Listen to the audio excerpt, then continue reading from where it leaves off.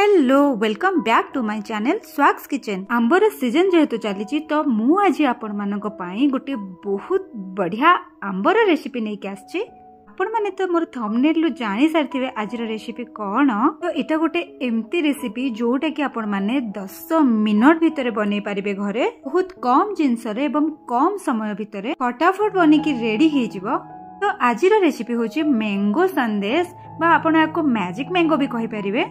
आउ डेरी नकरी चलतु स्टार्ट करबा आज रेसिपी। मैंगो संदेश पई कोन कोन आवश्यक उपकरण मु एठी आपण मानकु देखै नउची। तो एठी मु नडिया कोरा नै जाईछि, देन चीनी को हमें पाउडर करके परे यूज करबा। पाउडर करबा द्वारा ये फटाफट मिसी जीवो, गोटा दाना आ रहिबनी तार।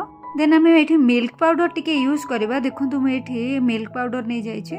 जेहेतु आम मैंगो मैजिक बनाऊे तो आंब तो निहाती दरकार। तो से लगी मुझे आंब नहीं जाइए। देखो ये पाचिला आंब नहीं बैगण बोली आंब। आपण मैंने तो जानते ये आंबर रस बहुत बढ़िया बाहर। दिन मुझे कंचा क्षीर 1 लिटर नहीं। आपण मैंने चाहिए क्षीर क्वांटिटी भी बढ़े पारे। मीठाटा मत जेहेतु छेना बनइबार अच्छी तो से लगी मु क्षीर क्वांटिटी टी अधिका रखी। देन मुझे 4-5टा अलैच को छेचिकी तार मंजी को नहीं जाइए। भल बास्ना आसब मिठारे। देखो एमती टिके दरदर गड़ा करके नहीं जाइए। आपण मैंने चाहिए पूरा पाउडर भी यूज करें। घरे अवेलेबल थिबा ए मिनिमम जिनस ही आम आज ये मिठाटी बनइबा। तो चलतु बर्तमान गैस रे गोटे पैन बसैकी से आम क्षीर नहीं जावा। देन छेना छिंडेबाई क्षीर टिके गरम हो आसवा पर मुझे 3 ରୁ 4 चामच भिनेगार को यूज करेछि। देखंतु छेना बर्तमान फटाफट छिंडी गला।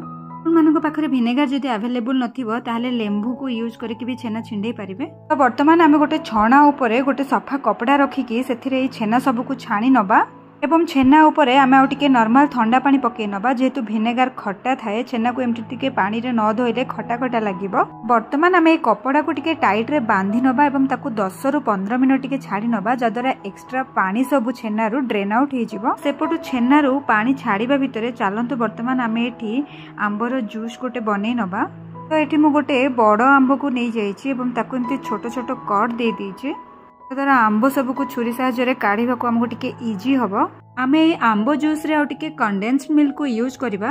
एटा यूज करबा द्वारा आंब टिके खट्टा थिले मिठाटा टिके बैलेंस भी हो जिवो एवं टेस्ट पूरा बढ़िया लागिवो। तो वर्तमान मु एठी पूरा फाइन पेस्ट बनै नेछि देखि नियंतु। चलंतु वर्तमान गोटे प्लेट नै कि आमे छेना सब को कपड़ा रू काढ़ी नबा एवं पापुली साहाय्य ताको टिके भल्ल भाबे चकटा चकटी करि नबा।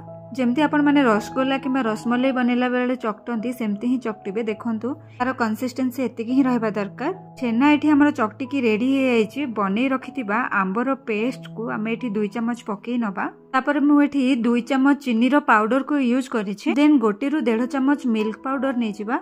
2 चामच कोरा नडिया को एथिरे पकेई नबा एवं सर्वशेष छेची रखिथिबा अलैचर गुंड को एथिरे पकेई नबा। तो पुणी थरे आमे हाथ साहाय्य ए सब को भल भाबे मिसेईकी आउ टिके चकटी नबा। एठी आपण मानको आउ गोटे जिंस कहि रखिबी जदि आपनकर डोट टिके पानिया हे जिवो ताहले आपण आउ टिके एक्स्ट्रा मिल्क पाउडर को भी यूज करि परिबे। नाइ तो ताको 15 ରୁ 20 मिनट फैन सामने रे रखि नेले से आपे आपे ड्राई हे जिवो। तो चलंतु वर्तमान हमकु जेतिकी साइज रो संदेश बनेबार अछि सेतिकी क्वांटिटी रो ए छेनार डो को आनिकी ताको वर्तमान आमे गोल गोल करिकी शेप देई नबा। देन मु आउ टिके अट्रैक्टिव लागिबा पई ताको आंगुठी साहाय्य रे एमती टिके चेपटा करि नेली। हम पुणी थरे तार चारि पाखरे नडियार कोरो को एमती टिके टिके लगेई नबा जदर आउ टिके सुंदर देखा जिवो। आपण माने चाहिले एई मिठार शेप आपण मानको हिसाब रे भी देई परिबे। बाकी मु एठी गोल गोल करि नेछि। तो एठी मोर सब गोल वर्तमान रेडी हे जाइछि। हमें आउ टिके एठी सजेई नबा। एठी मु आउ टिके टिके बनै रखिथिबा आंबर पेस्ट को सब मिठा ऊपर देई नोछि। आपण माने देखि पारथिबे एमती दबा द्वारा केते सुंदर देखा जाउछि। मिठा सब येलो येलो देखा जाउछि पूरा। तो मु एठी आउ किछटा पिस्ता बादाम को एमती छोट छोट काटी की तार ऊपर गार्निशिंग करि नोछि। आउ टिके ग्रीन देखा जिवो एवं बढ़िया देखा जिवो। आपण माने चाहिले जे कोनोसी ड्राई फ्रूट्स भी अलगा यूज करि परिबे। तो पुणी थरे मु एठी आपण मानकु कैमरा सामना को आनी की देखै नोछि केमती कोन देखा जाउछि। आपण माने मते कहिबे निहाती। वर्तमान आमे ए सब को गोटे कंटेनर रे रखि नबा। हम ताकू फ्रीज रे टिके 2 ରୁ 3 घंटा पई छाड़ी नबा। जा द्वारा ए सब रो गोटे मिनिमल कंसिस्टेंसी पळे आसीबो। आपण माने चाहिले ए सब को फ्रीज रे न रखिकी भी खाई पारिबे किंतु फ्रीज रे रखले तार टेस्ट आउरी 2 गुणा हे जाय थाए। ओके टाइम वर्तमान हे जाइछि। चलंतु एबा में कंटेनर कवर को ओपन करिकी देखि नबा। तो आपण मैंने देखी पारुथिबे केते बढ़िया लुक आछि तार एवं आमे जो आंबर जूस भी देइथिले से भी टिके हार्ड ही जाइछि सीरियसली पूरा तो दुकान रो किणी के आनला भଳି ही देखा जाउछि छेना एवं आंबर मिश्रण रे जो संदेशटा आज बनिछि सत्तरे यार टेस्ट एते जबरदस्त आपण मानको भाषा रे ही कहि परिबेनी आपण माने निजे बनांतु खांतु एवं घर लोक समस्त को खुआंतु करू आंब आ छेनार आपण माने बहुत रेसिपी ट्राई करथिबे हेले निहाती थरे ए रेसिपीटा ट्राई करंतु। ओके तो आज रो मैंगो संदेश बा मैजिक मैंगो रो रेसिपी आपण मानको केमती लागिला मते कमेंट रे जणेबा को बिल्कुल भूलिबेनी। आज पई रहिली बाय बाय।